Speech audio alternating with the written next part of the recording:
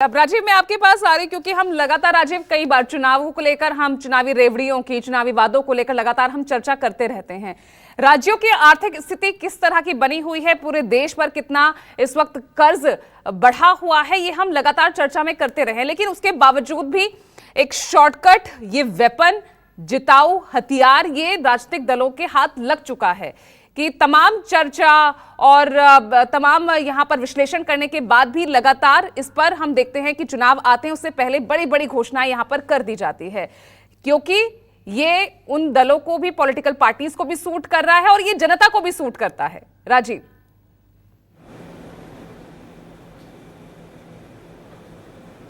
देखिए पूजा, ये बड़ा व्यापक विषय है और इसमें किसी एक पार्टी को दोष देना या किसी एक नेता को दोष देना, आप उठा के देखिए कौन सी ऐसी पार्टी है, चाहे बीजेपी हो, कांग्रेस हो, आम आदमी पार्टी, जितनी भी पार्टियां हैं, वो ये लालच देना और ये रेवड़ियां देना चुनाव जीतने का सबसे आसान तरीका मानती है। और दूसरी बात ये है कि इस देश की जनता में, आम लोगों में भी ये भावना घर कर गई है कि नेता सिर्फ पैसे के लिए नेतागिरी करते हैं और सिर्फ पैसा बनाने के लिए ही ये चुनाव हो रहा है और सिर्फ पैसा कमाने के लिए ही मंत्री या सरकार, ये सारी चीजें होती है। जनता के दिमाग में ये बात अंदर तक घर कर गई। अब उसे ये लगता है कि जब सब कुछ पैसे ही का खेल चल रहा है तो इस बहती गंगा में हम भी हाथ धो लें, हमको जो मिल जाए और जो ज्यादा दे दे हम उसकी तरफ चले जाएं। इस तरह की मानसिकता के साथ जनता चल रही है। आप एक बात बताइए, यही हरियाणा में अभी चुनाव हुआ, बीजेपी ने, कांग्रेस पार्टी ने कहा कि 2000 रुपया हम महिलाओं को देंगे। बीजेपी ने उसको 100 रुपए का शगुन बढ़ा के 2100 कर दिया कि हम महिलाओं को 2100 रुपए देंगे। 500 रुपए में गैस का सिलेंडर देंगे गरीब महिलाओं। बागपत से, बड़ौद से हरियाणा का बॉर्डर लगता है, आप इधर मतलब सटा हुआ।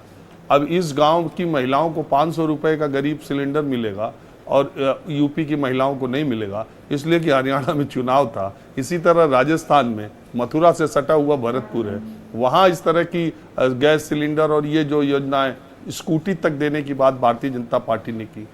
कांग्रेस पार्टी गारंटियों, ये शुरू तो मैंने बार बार कहता हूँ, अरविंद केजरीवाल ने ये गारंटी और ये सारी चीजें शुरू की और फ्री की और उसको कांग्रेस पार्टी ने पकड़ा। कर्नाटक में इतनी गारंटियां दी, अब उनके मंत्री कहने लगे शक्ति योजना जो है जिससे बसों में चलते फ्री, उसकी समीक्षा का वक्त आ गया।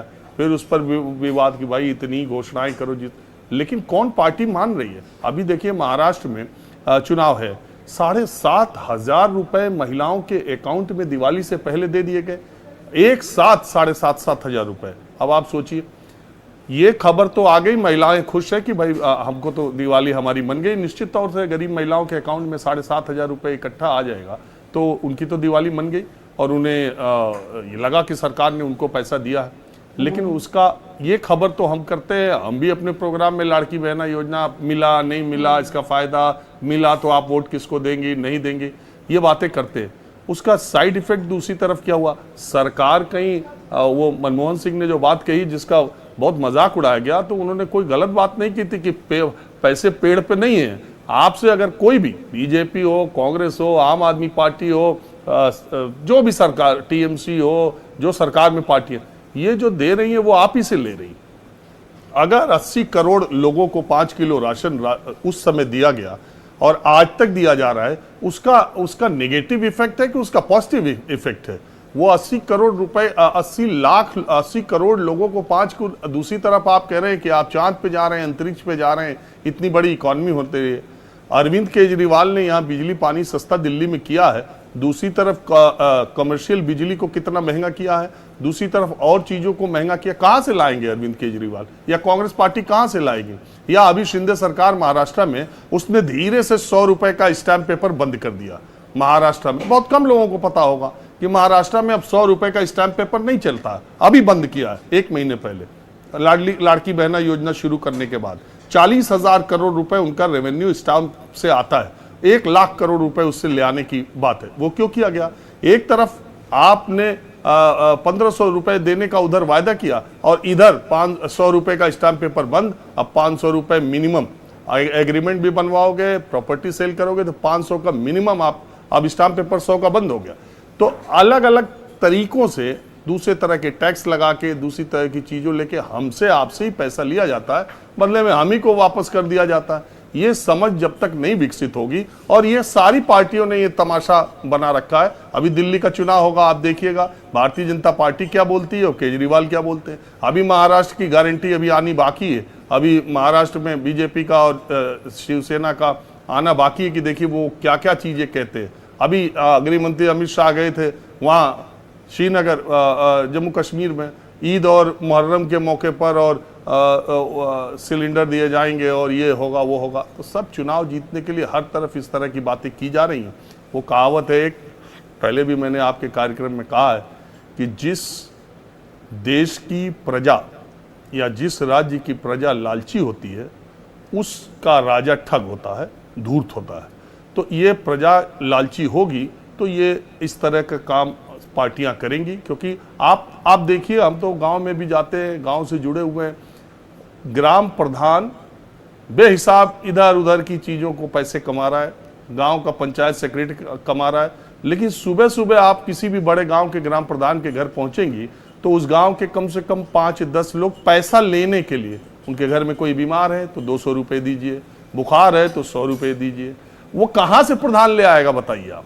ग्राम प्रधानी का चुनाव जीतने के लिए 10-10, 15-15 लाख रुपए खर्च हो रहे हैं, तो वो कहां से ले आएगा, कहां से देगा? पुदीना, घर का पुदीना बेच के प्रधानी लड़ रहा है।